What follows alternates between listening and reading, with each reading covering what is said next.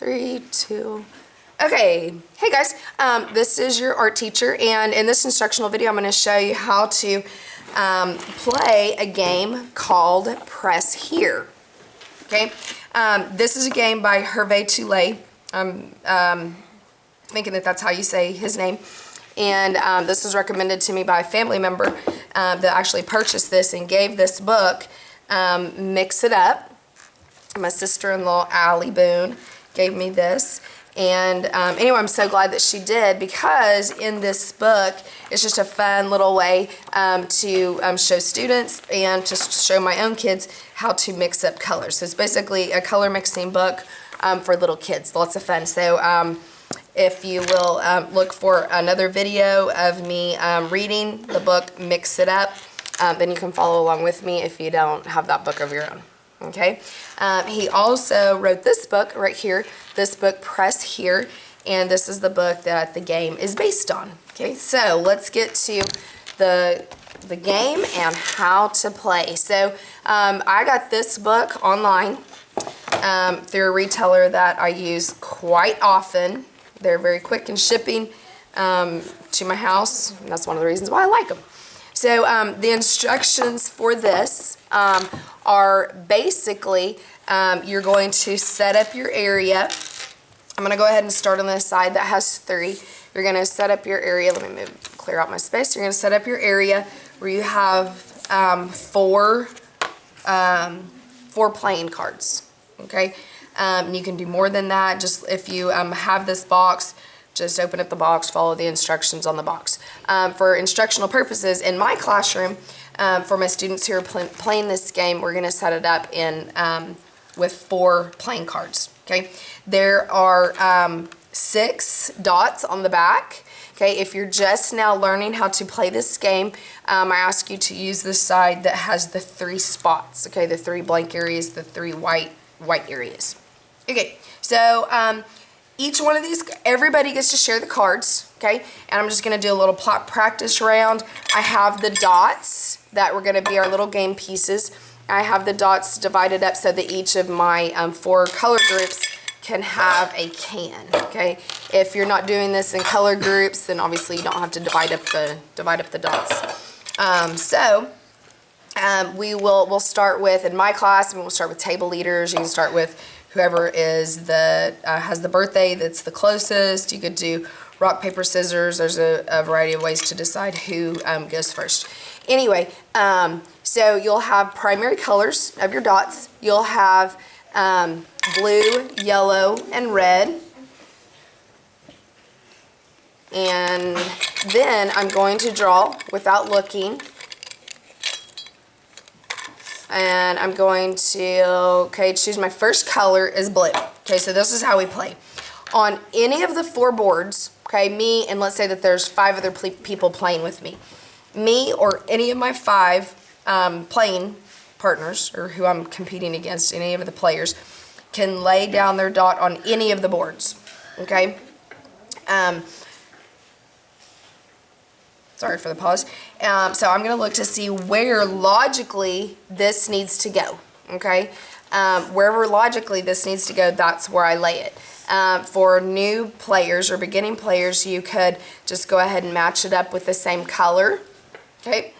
Or I could take this and I could make a different type of pattern, whatever logically makes sense.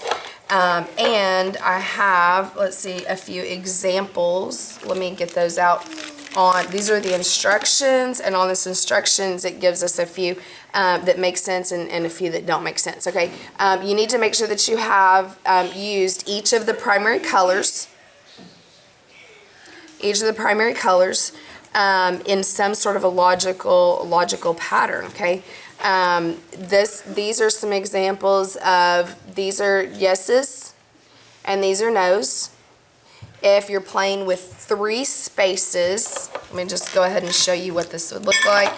Let's say if I put blue on red, then I would put red on top of yellow, and I put yellow on top of blue. That may seem like, well, that didn't really make sense, but each of them are on a different color. Okay.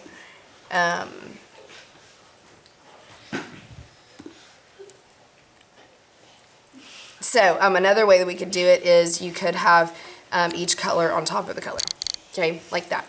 Okay, so you'll use all the game boards. Let's say that my first color I draw is blue. I'll just lay it on blue.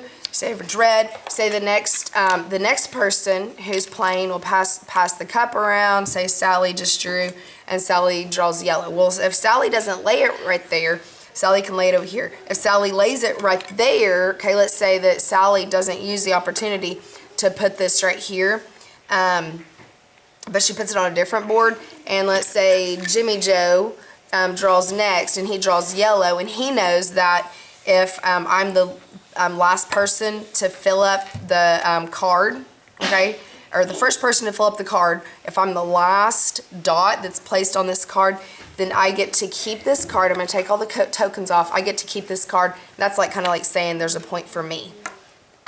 Okay. Anyway, so let's say that the next person doesn't draw yellow. Okay, we're doing lots of instances here. I have a live little listening audience right here, so I apologize for the pauses. I'm trying to get a couple of my students to be quiet. So anyway, sorry about that. Anyway, so let's say the next person, let's say Fred draws, and Fred draws, let's say Fred draws a blue. Well, red, okay. Teacher that's colorblind. Okay, let's say that he draws a red. He can lay a red right there. Let's say that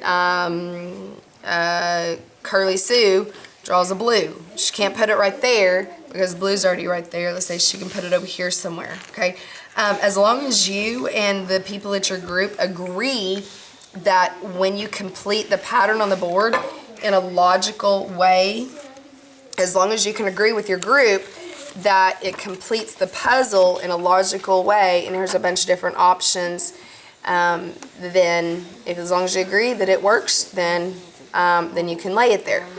If you guys want to challenge each other and say, wait a minute, that doesn't make a logical pattern, then you can challenge each other. Okay? Whoever collects the most, and here's some other examples of what works and what doesn't work. The X is obviously the ones that don't work, the patterns that don't work, okay? And the check marks are the ones that do. So if you and the people at your group can agree that it makes a logical pattern, then you can continue playing. If not, then that person will need to make a different move. Anyway, once all of your game cards are done, then you can come and see me. I'll give you a new set of playing cards, and you'll set those out again. If you want something more challenging, you can turn it over, and you can use the back. On the back, there's 6 dots. You'll lay it out in 4, and of course, all the playing cards, they don't belong to each individual person. All the playing cards are for everybody in your group or in your team to play with. Okay? Anyway, thanks for watching. Once again, this game is called Press Here. Anyway, have fun playing. Bye.